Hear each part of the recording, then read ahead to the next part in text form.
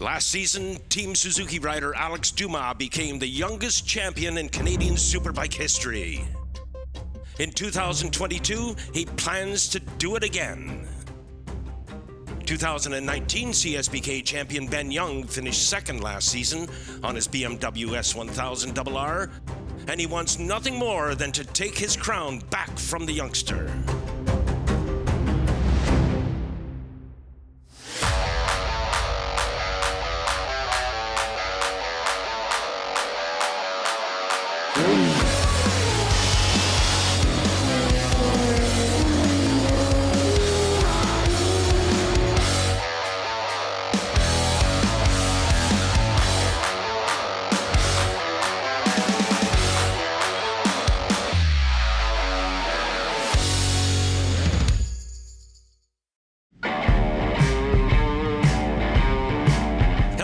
And welcome to Grand Bend, Ontario, to the first round of the 2022 CSBK Superbike Championship season.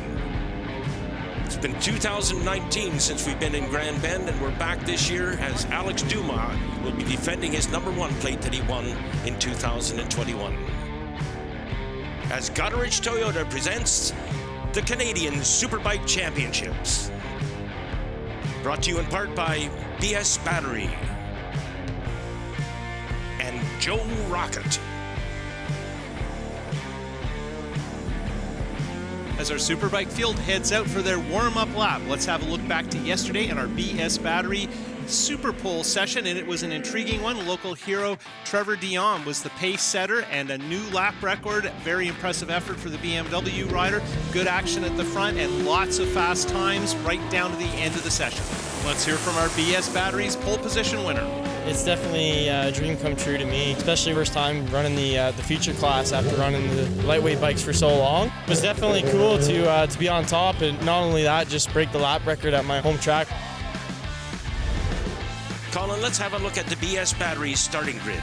Outside of the front row, Stephen Nickerson on the DeWilt Honda. That was a very strong effort for a rider who's been the pace setter here regionally, but is riding with an injured knee. Then we look at rows 3 and 4, Tremblay back full-time in Superbike. And then row 4, Michael Leon, who's going to be hosting our Pro Sport Bike race coverage later on in the season. Rounding out our grid is Ryan Taylor, who picked up his Ducati right before the start of the event. Watching the riders now pulling up to their starting positions as we get ready for this first national championship race of the 2022 season. Let's check in with Hannah.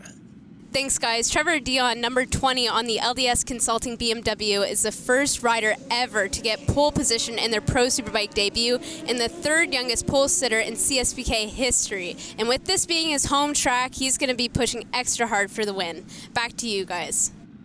If you're wondering about the reality of pressure being on pole in your first Superbike start lined up with the best riders all technically behind you, Dion is in that exact position right now.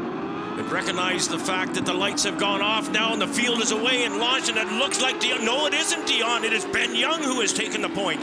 And he leads in through that first left-hander there. And tucked in behind him is Trevor Dion. And then I believe we have Samuel Guerin running in third spot. Really good start for Guerin there, Frank. And I think that Dumas was trying Guerin. Guerin held him off, so that's really important early in the year. But what a great start by Young. And when those Bickle lights turned, I don't think Dion was completely ready, but here he goes. Dion right up the inside as they head into the carousel, and Ben Young returns the favor halfway through. Well, I say that Trevor had shown him a wheel, but he showed him the whole motorcycle that time, Colin, and I think all that did was get him all riled. Well, I think that's a signature move from the locals. They're so aggressive in the carousel, and they're comfortable being hot there, but he was really hot. However, he's thrown down a marker with Ben Young, and let's go on board with Ben Young's BMW, and we're having a look at Dion coming up the inside, way off the line, comfortable doing so, but here he's so tight, you know he can't hold that speed at that angle. And Ben Young, who's been through these adventures a number of times in this part of the track. We're looking backwards from Ben's bike. Look at how quickly Dion just picks the line back up. It really didn't hurt him very much at all, but that's a lot of confidence right there, and Ben Young does not want to see that from someone with so much track knowledge. I can imagine a smirk on Braveheart's face as they went in there, and he realized exactly what Trevor Dion had done, and he said, "Oh yes, I remember this act." Now right behind Dumas moved up to third, kind of expected, first time on the track, but Nickerson is with Dumas, and Guerin has faded back significantly, so he doesn't look like he has the ultimate pace. Young is doing what he likes to do. He's controlling the pace at the front, but look at that Nickerson, great shot from our drone, having a good look on the inside of Dumas. Dumas probably doesn't know who Nickerson is, and of course he's not used to racing at this track. Nickerson has done well before. Of course the concern is his health, right? That he's just going to wear out late in the race because he's in bad shape with a knee injury. It's the knee that's bothering him, yeah. Incidentally, he does have a whole bunch of horsepower, so hopefully he's going to be able to put that to use. The guys from the dyno told me that that's the highest horsepower Honda they've ever had on the drums. So Nickerson, again, he's got that DeWilt Honda. He's got the throttle, and let's see what he can do with it. He's in a pretty good position early in this race, Colin, but the key thing is lasting. Well, that's what the series loves to see, is somebody like Dumas, our reigning champion, who won most of the races last year, with Steven Nickerson, who's never been on a podium, pouring on the pressure. And meanwhile, Dion is comfortable behind Young, and I think Dion will benefit significantly from Young showing him the track. Not that Dion doesn't know the track, but Young has a lot more experience leading a Superbike national race on TSN. Well, Dumas running in third spot there, Nickerson right behind him. You know, I almost think that if Nickerson can get in front of Dumas, perhaps Alex could pick up a few pointers from the local star. As we start to see the lap times come in from our early tours here at Grand Bend, look at how close they are and look at how fast they are. That used to be the lap record around here, so really incredible pace, and that Nickerson's in there with his injury, turning similar times to our leaders, shows that he is a fast man at Grand Bend, even with a bad knee. We'll be right back with more Superbike action right here on TSN.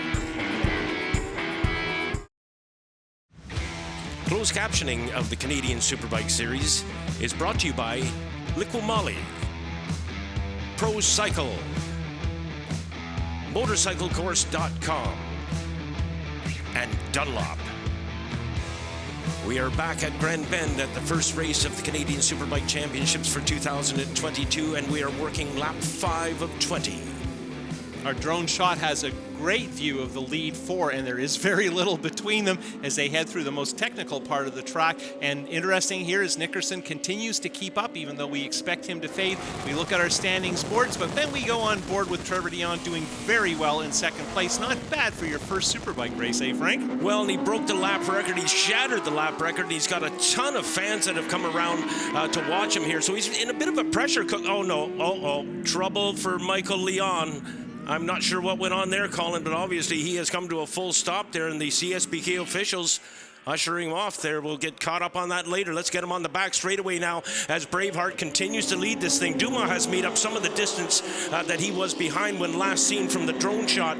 And look at Nickerson is right there as well. He is definitely there. So Dumas had not ridden at Grand Bend before. This is the first time Dumas has raced at Grand Bend, and you can certainly say he's done a terrific job of learning the track as we go on board with the Honda of Nickerson. Got a good shot of our title-winning Suzuki right in front of us. Dumas, Mr. Smooth, even in the tight stuff, but I think the person to watch is Dion, because he seems not to be pushing at all in second, and if I had to guess, I say he's biding his time. Tire choice pretty similar between all of these guys. Dion has gone with the more aggressive tire choice. I'm not sure that he was confident that was the best way to go. A lot of debate here because we've had a lot of bad weather, so very little rubber on the track, and the rubber that is on the track is Dunlop spec rubber. So that may be helping with these very, very strong lap times we've seen so far this weekend. We spoke with Sandy Noche before the start of this race, and apparently Alex Dumas has chosen the soft tires. Everybody else on the grid went for super soft. On the front, I'm talking here now. And as they come into the carousel once more, it looks like, yes, it is. Dumas is right there. He is all over Trevor right now on the number 20 bike, and Dumas, I believe, has a plan here. And Nickerson pushing the issue as well, but look at Braveheart. He's got a bit of breathing space. Well, Dumas is changing up his lines. I don't know if he's planning a pass. Dion right in front of him is doing a lot of different things and is taking some very strange lines in the carousel. Of course, you anticipate the big move here is most likely to be the carousel. Over the years, that's where we've seen a lot of the drama. I mean, we've seen the big accidents in the technical section right in front of the grandstands, but most of the big passing has happened coming off the back straight. And then you look at, we're kindly told by our graphic team that Trevor Daly is on the march, and that's not a surprise. He didn't get a great start, but now he's up to 5th, and I think at times you can just see him there in the back of the shot. He's got past that Guerin group, and now he's cutting into the lead. So the question is, can he get to Nickerson at the tail of the leaders? Now remember, early in this race, it was Dion who passed Young going into right at this portion of the race course, going into the carousel, and of course Young paid the favor right away. Now Dion obviously has learned something from that. I'm suggesting here, Colin, that Dion is saving himself, he's pacing himself, and we can expect a move on the last lap. It's always an interesting question, when do they expect the move? Because Steve Crevier would tell you, if the race could be official, make the move now. And of course, halfway, we're almost there, is when a race could be official. And you get any later than that, there's always a chance of a red flag. The first time we came here, a red flag decided the race, and Bodie Eadie took the win for Yamaha, which was a big deal at the time and fairly controversial. So I hope that Dion isn't waiting for the last lap. That might be a bad plan, given that we have had a lot of red flag interruptions over the years. This is a short lap, so traffic can be an issue, and somebody falling can easily interrupt the flow of the event. Nickerson is continuing to pressure Dumas, and we got a better shot of the wild child, Trevor Daly. There you see him now onto the back straightaway. We'll see what space he can make up. He's got a long way to go to get towards the front there. Dion still content to run in second spot. The battle I'm watching particularly right now is Nickerson and Dumas. If Nickerson can get up into the hunt here, remember he was a champion down here in the regional racing for a number of years. He is very used to this racetrack, and again, reflected the fact that he's got a lot of horsepower. Yeah, and Nickerson has climbed the ladder. He's been a national competitor on and off for over a decade. Came from the Honda CBR 125R Challenge way back in the day. As we watch the leaders battle it out, we'll be right back for more here on TSN. We're back, round one of the 2022 season. We are at Grand Bend, Ontario, race number 1. And Colin, things are starting to heat up a bit. Lap 10, halfway through. And we've got some interesting issues here because we're coming up on some traffic. So we've got a big clump of traffic there. Oh, Ben Young makes the first move underneath, and now Dion's coming. And it gets even more complicated because remember when we caught Michael Leon, who was having an issue? He is at the front of this group going quite a bit faster. So we've got 2 layers of traffic, and Young has already made a decisive move. And Young has been racing a long time. He knows slicing through the traffic could be key. And here we go onto the back straight. Nope, didn't quite work. Nope. He's got 2 more bikes in front of him, and he needs to get both of them now. That is the Yamaha of Urs Bernard, the number 72 bike. And Ben Young pulls out to the right, and Trevor Dion does the same thing. But, he's got some distance now. Young has got some serious distance now as we go into the carousel. The trick is, can he catch up to Leon and put him behind him? Leon comes out of the carousel ahead of Ben Young. Ben Young has a look and move to the right. He's going to look to the inside of turn number 1. Beauty move. He's passed and clean and clear away. And that is helping Young again. Oh, there you go. Not a bad move by Dion. Of course, Dion does not have the experience at regional events dealing with traffic in a superbike race. The races generally are shorter, right? He did a good job of getting through there. No, it didn't hurt him as much as I thought it would. And Leon, of course, would be aware of the pace of the leaders and less likely to be an issue. Now we go on board with Nickerson, and I was wondering earlier if Daly could catch him. Did he ever catch up fast? No kidding. He evaporated a lot of distance between himself and Nickerson. He's doing a tremendous job here. Oh, he jumped up. I thought he was into us. Yeah, I think it's important to think, if you're watching this and wondering how aggressive really is Trevor Daly, about this aggressive. Unbelievable. I just love watching him ride, and I still like to call him the wild child. He's settled down a lot from his early days, but Braveheart is going for a ride. Look at the distance he's got right now. Those lap riders really made a huge difference as we watch the wild child once more on the number 9 Suzuki. He was the guy that helped do a beautiful pass. Now he has moved in front of Nickerson. Daly has moved solidly into fourth spot, in behind Dumas, as Dumas makes it away around the bus stop there. Daly is on the hunt. And I think we got a notice here from the drone shot that really Daly is in the conversation now. Absolutely. Like I didn't think he could get to the lead group. He is there right now. Let's mention also, while this race continues to unfold now that we've hit halfway, that we are missing what could easily be the guy who set the pace, and that's Jordan Zook on that Kawasaki. He was injured preseason motocross event. He is here. And he's here visiting, but he will not be competing this season. Also, we're short Thomas Kazaz, TV Tommy in his Yamaha. He's nursing a broken wrist, so we're hoping to see him by Calabogie at our next round. Right on. Young leading over Dion and Dumas, and Daly making an incredible charge up through the pack. I would love to see the lap times that Daly was recording on his way up to this position. And now we'll see just what Dion has, because before he was shadowing Young, probably not feeling a lot of pressure. Now he's got real pressure, about a second and a half back, and he needs to make that up to get back into the conversation. It's just far enough that it's going to be a challenge. And of course, Young has a little more experience deeper into the race with tire wear and those issues. Dion knows the track better and knows the surface better. So we'll see how it plays out. And of course, then there's Dumas, who's in a way a wild card here because he has no experience. Yeah, that's actually Daly, fastest lap. That is surprising. They're a little faster than they were earlier, so the pace has stayed, and that's a credit to Young, who's obviously, when they hit traffic, decided to pick it up and see if he can make a breakaway. And it isn't a big breakaway, but he has got clear just enough, and what he saw on the pit board would be quite pleasing at this juncture. Yeah, Braveheart has a bit of breathing space, but you got to look at Daly when he's coming out onto this back straightaway. He is the rider who is furthest to the left, and I can't see that doing him any good. I don't know with Trevor. He has a different approach, and these tighter, bumpier circuits really seem to suit him. He seems to like to roll up his sleeves and get up on top of the bike and ride in a style that very few people are comfortable with, let alone really have the confidence to go lap after lap. You know, it's a long race to be that aggressive. However, having said that, look at what he's done. He's caught the leaders, right? Yep. Which is very hard to do. Particularly, he's caught the leaders while the leaders continue to run at a very, very strong pace. The space that he has between himself and Dion. Now, Dion is under pressure from Dumas, no doubt, as Dumas realizes that his arch rival, Ben Young, is starting to get away. And if he's going to catch him and make a race out of this, I'm talking about between Dumas and Young, that he's going to have to make a move real soon. We'll find out all about that when we come back to CSBK on TSN.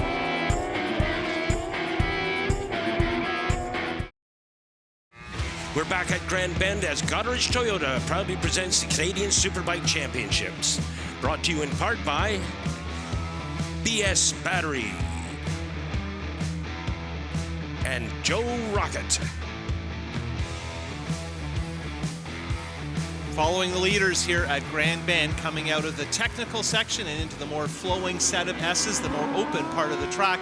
And Dion, who I was concerned might not be able to make a charge on Young, seems to have a new problem, and that is serious pressure from the #1 Suzuki of our reigning champion, Dumas, who of course is making his debut here at this particular track. So we have a first-time Superbike Pro feature rider. A moment there for Dion as he came on the back straightaway. Sorry, Colin, but he just got whipped right out of the saddle there. And now, without that drive, look what's happened at the end of this straightaway. As Dumas on the Suzuki has been able to gobble him up. Now we'll see whether Trevor Dion can pull one of those Jordan Zoke or Ben Young moves. Nope, not going to happen this time around, as our champion has moved solidly into second spot. On board with Dumas here. As you mentioned, Dion did not get the drive, so he is a sitting duck for this move. What I liked, Frank, is Dion ran it in deep, trying to get even, and Dumas also ran it in deep, knowing he needs to solidify this pass and let him know that it's going to be hard to get second back. And now we have a new running order, but look at that. Trevor Daly in fourth is very close now to Dion. Yes, Daly has done a fantastic job moving up into fourth position. But let's take a moment and talk to Alex Dumas about wearing that #1 plate. When I started winning in Motor America, I really liked the feeling, and then I always wanted to win after that. So it was really cool to win last year championship. We worked pretty hard, but it was fun. Good battles with Ben and Jordan. It's the first time that I actually get to ride my #1 plate, because the 2 championships that I won in Motor America a couple of years ago, I would step up classes, so I couldn't run my #1. So it's pretty cool to run it this year. I think it's pretty cool for everybody when that #1 plate is on the track. Some riders don't like to use it, but I think the championship, the series, always likes it. There's a lot of value in that #1. Fans absolutely appreciate and understand what it means to have the #1 on your motorcycle. Well, these riders have really distanced themselves now. Dion running in third spot, in a very distant third spot. Daly may have interest in that position. We are working lap 19 of 21 to go. Colin, bring us home, buddy. Yeah, so we're watching our leader, Ben Young, and he has hatched this one, as he so frequently does when things go according to plan. Ben Young is not the most exciting rider in the series, but that's because he's the most efficient rider in the series. He's smooth. And yeah, he's smooth, so it's very deceiving. And I think it's impressive how smooth he looks at a rough track that's very stop and go, and it's not easy to establish a rhythm. We could argue maybe Trevor doesn't worry about a rhythm. I'm talking about Trevor Daly in fourth, but different approaches for different riders and different motorcycles, different setups and different tires. And I think amongst other things, Ben has taken very good care of his tire. But look at this, Frank, we're just over a lap to go.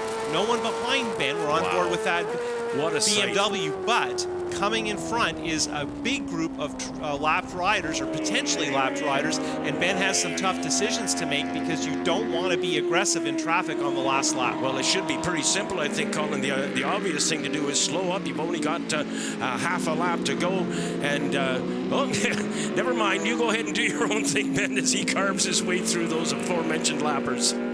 Yeah, we're in the technical section where it's going to be hard to pick them off, and if he waits till the back stretch, he can probably get at least a couple of them. Yeah. So right now, he's just weighing up his options. He would have just seen his pit board, so he knows he has a serious lead. He's not under threat, so that gives you some choices. And of course, last lap of the race, leading a national Superbike event, having some choices in terms of how you deal with traffic is an ideal situation, and Ben deserves to be in this situation because he's made nothing but good decisions, particularly in traffic. And even with a big lead late in the race, you can bet that the folks on pit wall still have their fingers crossed. Well, he pulled out way wide there to make sure there was no problems at all as he comes up on the slower traffic, heading into the carousel once more. We'll see whether he holds position here or whether he bothers to record yet another pass in this race, and I think he is going to. Oh, man, he did just that as Ernest Bernard had to stand up that Yamaha. The checkered flag comes out, and Braveheart has taken round one. I think Dion held on for third from Trevor. I'm not sure. We'll see when the results come up. So Young there gets a moment to digest a truly impressive performance. And of course, this is what he was looking for at a track where Dumas was probably not going to be able to get maximum points. He held off Dion, who was the big threat. And they finished, they didn't crash either. The two of them side by side after the race, and they didn't crash. Terrific. Yes, and as we go to our boards, Frank is referencing an incident after the checkered flag at Canadian Tire Motorsport Park last year. Here we're looking at the rest of the field. Lucky Samar Taylor on that Ducati, returning to the series from Bernhard and Kipling. Looking at our top 10, Dumas holds off Dion, who holds off Daly, Nickerson, Tremblay, Guerin, and Royds complete this group. Now Frank heads to the podium to talk to Ben Young. First Superbike race of 2022 here at the Battle of the Beach. Ben, congratulations. What a really good ride, man. The fans really appreciated that. Yeah, I knew we had great race pace. We've been clicking them off all weekend. Oh, yeah, it's been a couple of weeks, that's for sure. So, really emotional one. It's nice to come back here after 3 years away from here and win. And wow, the boys pushed me like that. The mid-race pace is clicking off mid-threes and just managed to creep that gap out. So yeah, it was an awesome one. Well, there you have it. Ben Young wins race number 1 of 2022 over Alex Dumas and Trevor Dion. On behalf of the entire CSBK crew, thank you so much for joining us. We'll see you next time.